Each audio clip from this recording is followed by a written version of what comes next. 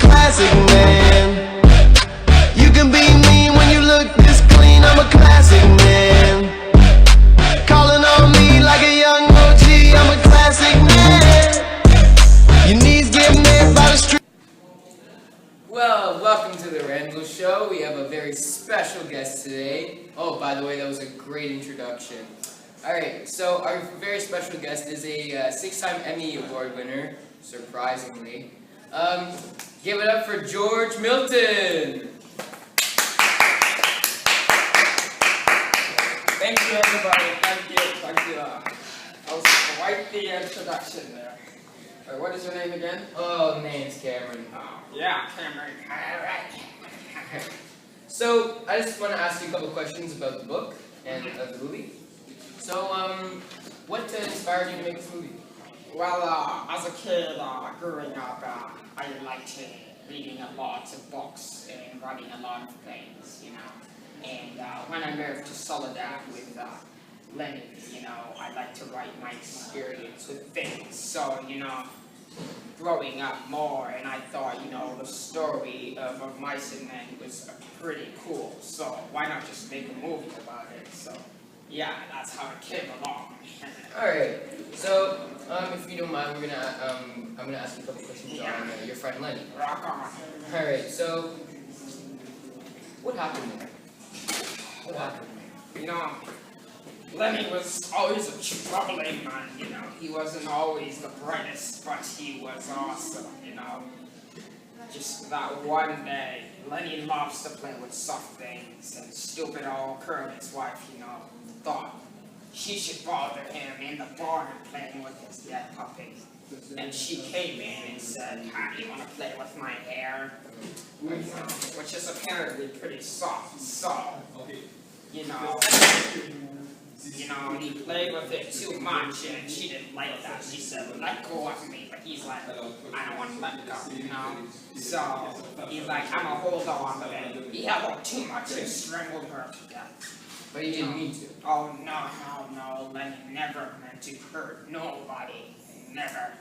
So, you know, he knew he did something wrong, so Lenny just had to flee, you know, he had to flee. So he ran away, and I knew where he was, you know, so I followed him. You know, we talked for a while, and you know, y'all gotta watch the movie to see the ending, yeah. So.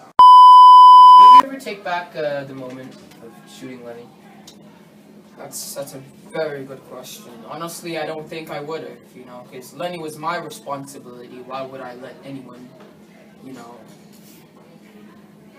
do something that was really suffering to him, you know?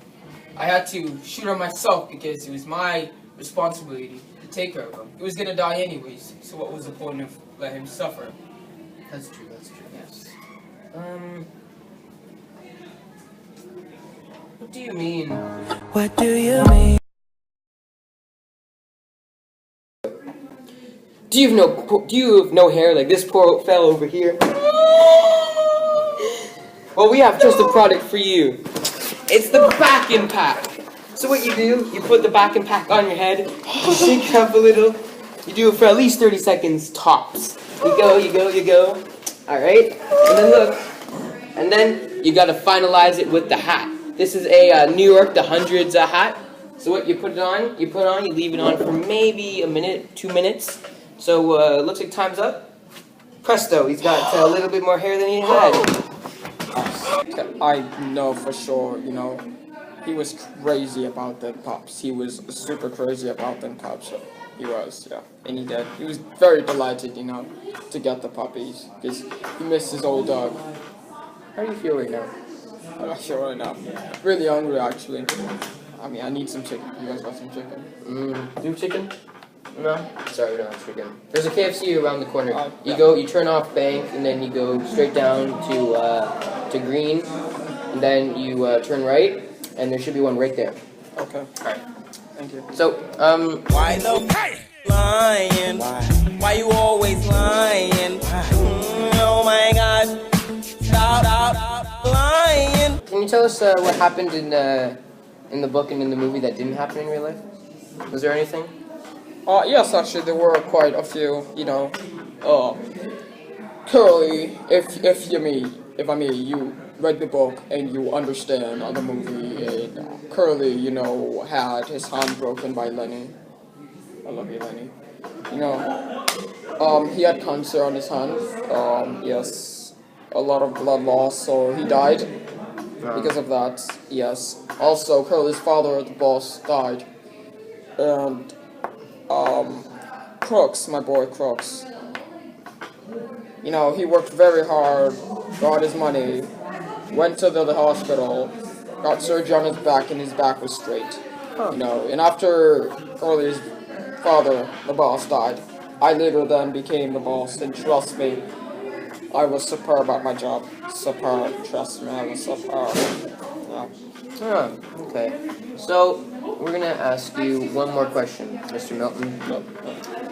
For all the ladies out there, I'm looking at you. I'm looking right at you. Alright. What's your relationship status? I'm not single AF. I am not single. Like, what's it called? Of Mice and Men? For a reason? Yes, it was called Of Mice and Men for a reason. But, yeah, what does that have to do with... We're gonna cut this part, okay? Yeah, we will. Okay. But, yeah. Alright, well, once again, thank you, Mr. Milton. It's been a great show. Thank you, audience, for being so audiency.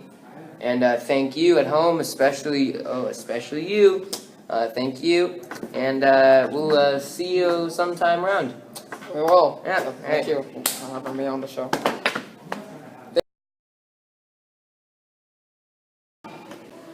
And we're back. Back on the topic of your friend Lenny Smalls. He obviously wasn't small. Would you like to add anything else?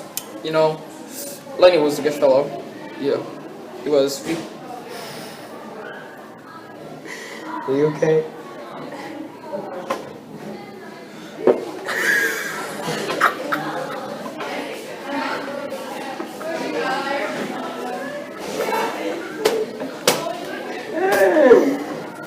So, yeah.